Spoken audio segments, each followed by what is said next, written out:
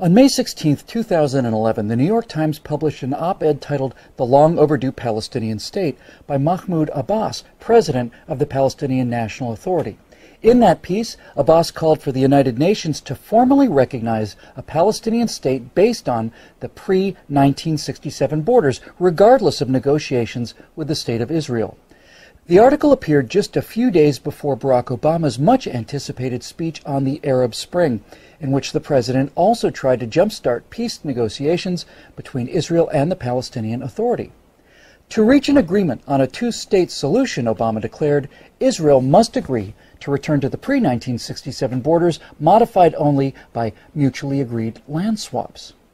Now, neither Mr. Abbas nor Mr. Obama can explain how anyone could have recognized a United Nations designated Palestinian state that Palestinian leaders and the Arab states themselves have rejected. Of the troubles in Ireland, the poet William Butler Yeats once wrote, "Great hatred, little room, maimed us at the start." In Palestine at the start, there was plenty of room, more than enough room, for a prosperous Jewish state and a prosperous Arab state. After World War I ended, with the dismantling of the Ottoman Empire, the League of Nations established the Mandate for Palestine, including all of the land that is now Israel, the West Bank, and the Gaza Strip, plus the entire territory east of the Jordan River, now called the Kingdom of Jordan. The area under the Mandate was as large as Syria and about half as large as Iraq, yet the total population at the time was less than 1 million, of whom 10% were Jews. It was in that vast, underdeveloped and underpopulated territory that the British had promised in the language of the 1917 Balfour Declaration to support the establishment in Palestine of a national home for the Jewish people. The declaration also promised that nothing shall be done which may prejudice the civil and religious rights of existing non-Jewish communities in Palestine. Open Jewish immigration to the Holy Land was encouraged, as was freedom of speech, religion, and assembly for the Arabs of Palestine, rights they had sorely lacked under Turkish rule. Mired for more than 2 centuries in backwardness and grinding poverty, Palestinians were never recognized by the Ottoman Empire as possessing any distinctive national identity. The Palestinians quickly took advantage of their new freedom to speak bluntly, demanding a stop to the Jewish immigration which had just begun. Said one Arab representative during the Paris Peace Conference, "We will push the Zionists into the sea, or they will send us back into the desert." Aref Pasha Dajani, a Palestinian leader from Jerusalem, warned that it is impossible to live with the Jews. In all the countries where they are at present, they are not wanted because they always arrive to suck the blood of everybody. If the League of Nations will not listen to the appeal of the Arabs, this country will become a river of blood. Well, as promised, blood did flow when the Palestinian demand to end Jewish immigration was not granted.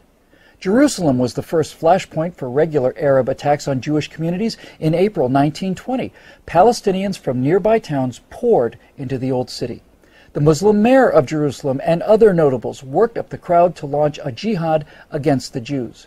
"If we don't use force against the Zionists and against the Jews, we will never be rid of them," urged newspaper editor Arif al-Arif. The crowd shouted back, "We will drink the blood of the Jews," shouting Islamic slogans like "Muhammad's religion was born with the sword." Thousands surged through the Jewish quarter and into West Jerusalem. The mobs vented their rage against any Jew they could find, burning and looting homes and stores, and even attacking British and Arab policemen. After several days of rioting, the final toll was 6 Jews dead, hundreds beaten, and widespread destruction of property. What became known as the Nebi Musa riot was the opening shot in a 90-year war to reverse the Balfour Declaration. And things soon got worse as the Allies, to assuage the fears of Arab monarchs, separated the land east of the Jordan River out of the total area accessible to Jewish immigrants and created the Emirate of Transjordan. Reconciling the aspirations of Arabs and Jews became far more tenuous after the Balfour Declaration had to be carried out in the truncated area of Palestine from the Jordan River to the Mediterranean Sea. There was now much less room and a great deal more hatred. The decades that followed were marred by perpetual violence against the Jews both in Palestine and in Europe. The two were often linked. Under the leadership of the Grand Mufti and President of the Supreme Muslim Council, Haj Amin al-Husseini, the Arabs of Palestine waged an endless jihad against their Jewish neighbors. When the British sent a royal commission to investigate a solution, the Jews, represented by Chaim Weizmann, pressed for a partition of the territory into two states, even if the territory assigned to the Jews was the size of a tablecloth.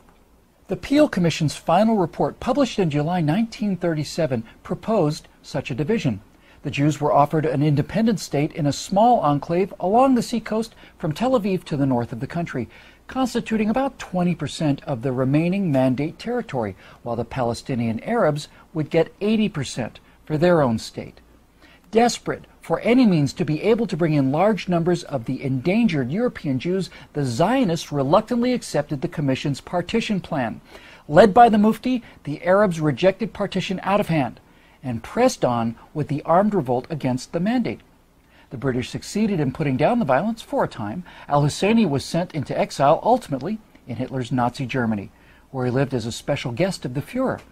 But severe limitations were placed on Jewish immigration to the Holy Land in the years leading up to the Holocaust that undoubtedly directly led to the death of many thousands of European Jews. Now, following the atrocities of the Second World War, Britain relinquished authority over the Mandate to the newly formed United Nations. The UN created yet another commission to try to figure out what to do with the contested territory. The United Nations Special Committee on Palestine recommended, by a vote of 7-3, yet another two-state solution, another partition plan to the General Assembly. This plan would have seen the territory divided almost equally between Jews and Arabs. Once again, the Zionists made public their acceptance of the proposal, and once again, Arab officials announced that any partition would be met with rivers of blood. Shortly after the UN vote, the 20-member Arab League sent their newly organized Arab Liberation Army against the Jews of Palestine. Elements of 5 regular Arab armies from Egypt, Jordan, Syria, Iraq, and Lebanon invaded Israel on May 15, 1948.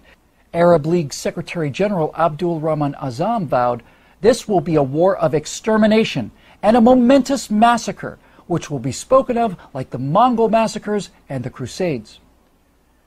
But despite their overwhelming numbers and heated rhetoric, after a year of fighting, it was the Jewish state that had won a decisive victory.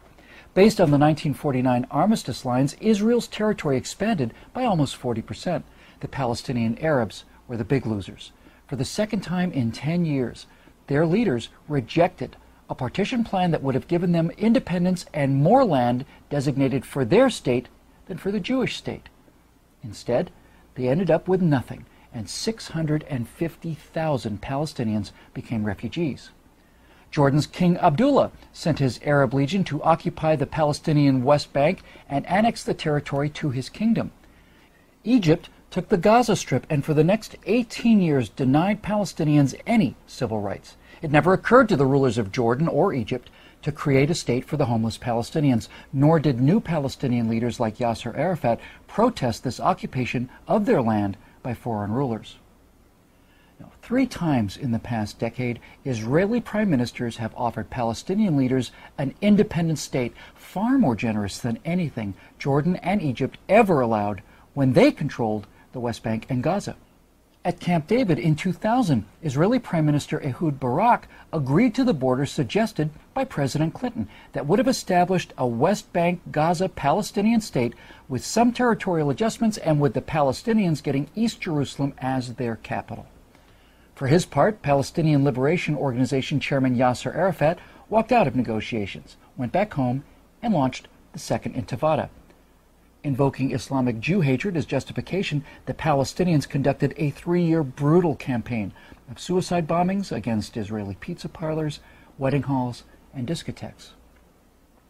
In 2005, Israeli Prime Minister Ariel Sharon decided that it was against Israel's security interest to govern the 1.1 million Palestinians in the Gaza Strip. Sharon dismantled all of the Jewish settlements and pulled Israeli forces back across the 1967 borders between Israel and Gaza without even any land swaps. As an added bonus, Israel left the Palestinians a thriving flour export industry to help jumpstart the local economy. the Palestinians' response to this generosity? Well, first they destroyed the donated greenhouses, and then they launched a war of missiles and rockets against civilian targets in Israel. In a September 2008 meeting in Jerusalem, then Israeli Prime Minister Ehud Olmert presented President Abbas with a detailed map of a future Palestinian state that, with land swaps, would constitute close to 100% of the territory of the West Bank and Gaza prior to the June 1967 war. Olmert also offered to divide Jerusalem, enabling the Palestinians to locate their capital in the eastern half of the city. Promising to come back the next day for further discussions, Abbas took Olmert's map to his Ramallah office, just a few miles outside Jerusalem, for his aides to study. But Abbas never returned with the map.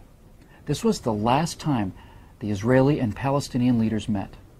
Many times over the last 63 years, both the international community and the State of Israel have offered the Arabs of Palestine their own state. Each time, these offers have been met by more violence against Jewish citizens. Neither President Abbas nor President Obama are ignorant of this fact. They simply both choose to ignore it. For Mr. Abbas, this refusal seems to be part of a consistent thread woven throughout the Arab war against the Jews.